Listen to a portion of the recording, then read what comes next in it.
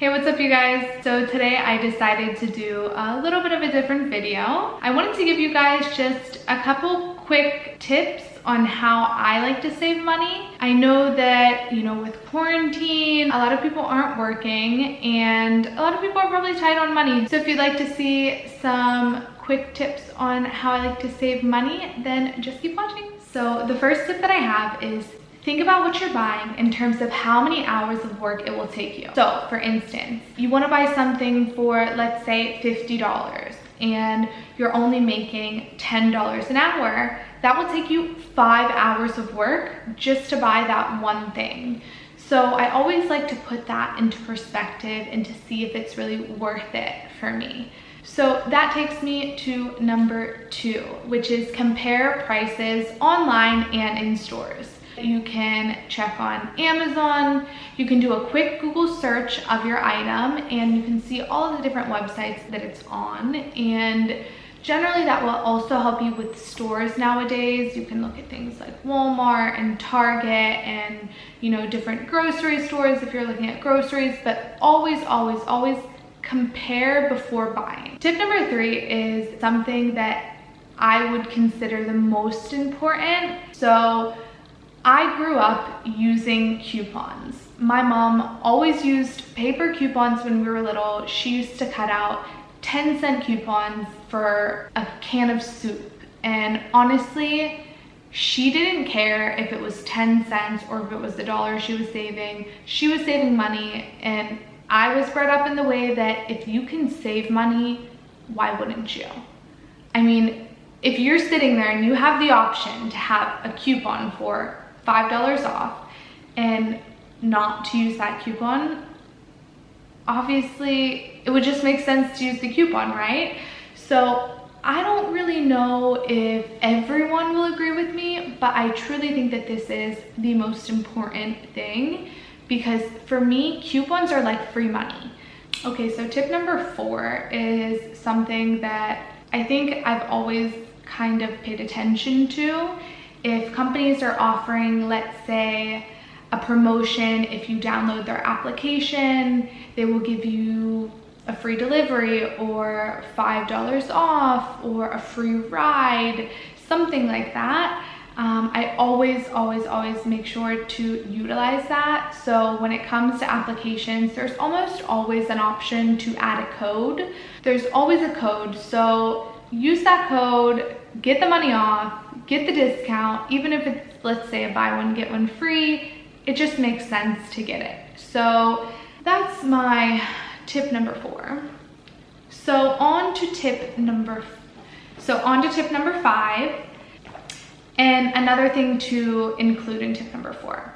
So also there will be certain times where you'll walk into a restaurant, let's say, and they'll have on a sign saying, if you download our app, we'll give you a free dessert or a free entree, something like that.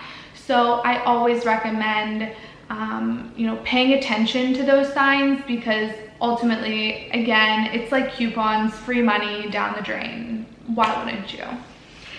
Okay, so tip number 5, you guys might think that I'm a little bit extreme with this one, but for me, this works. I wash my hair every 5 to 7 days, which means that I don't use as much shampoo and conditioner as a person who would wash their hair every day. Generally speaking, even if you're washing your hair every day, people use so much extra shampoo, conditioner, and body wash, and even toothpaste, that they don't realize that they're wasting. So for instance, shampoo, you're only supposed to put on your roots, okay? Directly on your roots. Scrub, get it all foamy, and then the other shampoo, like the rest of the shampoo, will go down to your ends.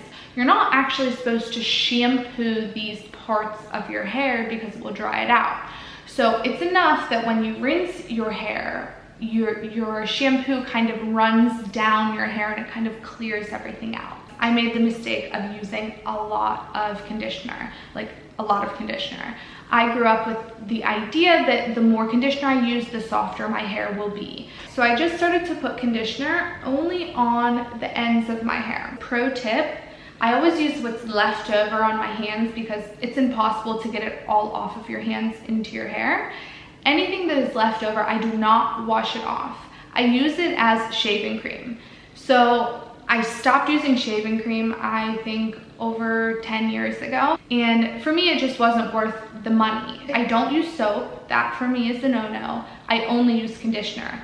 So anytime that I'm washing my hair and I have the conditioner left on my hands, if I need to shave my armpits, I just hurry up and, you know, rub the extra conditioner on there, and it's so thick that it just kind of goes on, and it's the perfect shaving cream. So no need to buy shaving cream and conditioner. Just buy conditioner and use it as shaving cream. And toothpaste. Toothpaste is another big thing that people don't realize they're wasting. So a lot of times somebody will squeeze a whole entire like big chunk of toothpaste on their toothbrush, and they think it needs to be covered completely with a lot of toothpaste. So then they start to brush their teeth, and when they spit, they see chunks of toothpaste come out that wasn't actually brushed into their teeth. So I realized maybe 2 or 3 years ago that I was just using too much toothpaste. I think I had seen it on, I don't know, a video or something where somebody had mentioned how much toothpaste you really need to use, and I said, wow, I'm using way too much.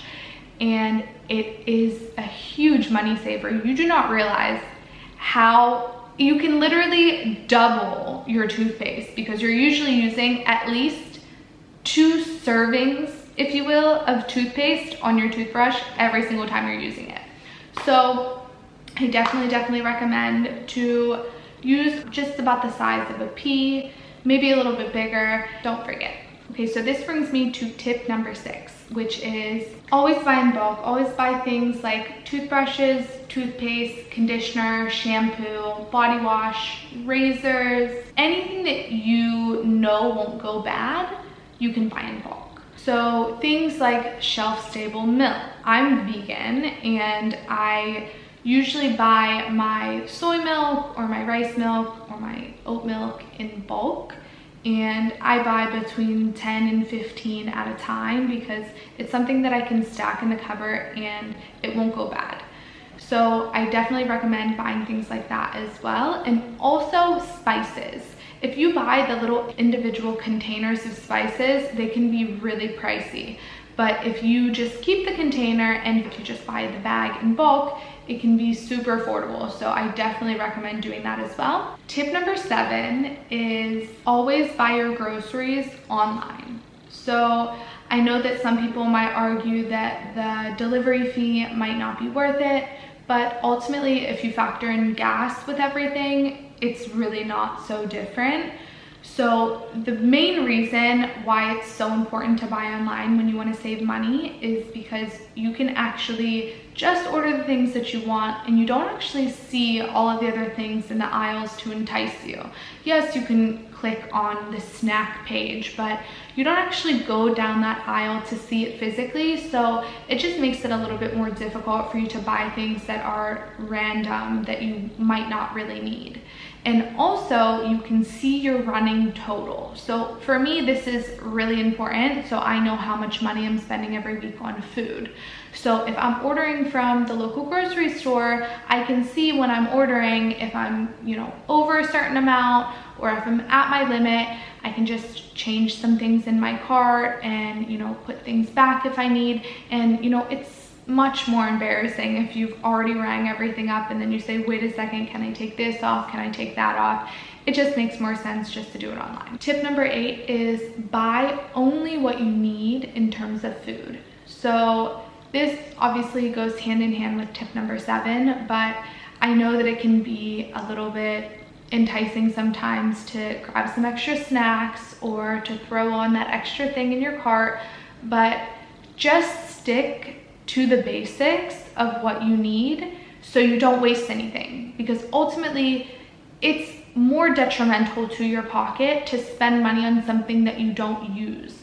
You can spend money on something and spoil yourself with a treat. Just make sure you're going to eat it, okay? So don't overdo it, okay? That's my main thing. Don't go to Sam's Club and buy in bulk if you don't have the room for it.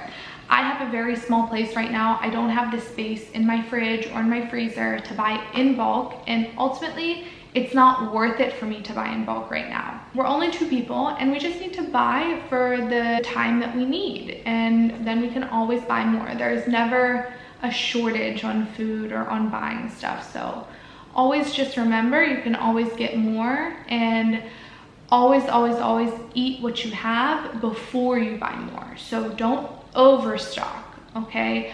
Don't get a thing of groceries and then run out of a few things and say, oh, I need to make an order. You don't need to make an order. You need to eat the stuff that you have and then make an order. And that brings me to tip number 9, which is always freeze your food if you're not going to eat it, okay? So my famous words from my mom is, I wonder if we can put that in the freezer. If you're ever making a lot of food, let's say pasta or rice, or even if you cut up too many fresh vegetables and you're not using them at the moment, freeze it, okay? Everything can be frozen, almost everything. And that also brings me to my next point, which is freezing bread. Freezing bread is so important because bread goes bad so fast. And if you're like me, I don't go through bread quickly.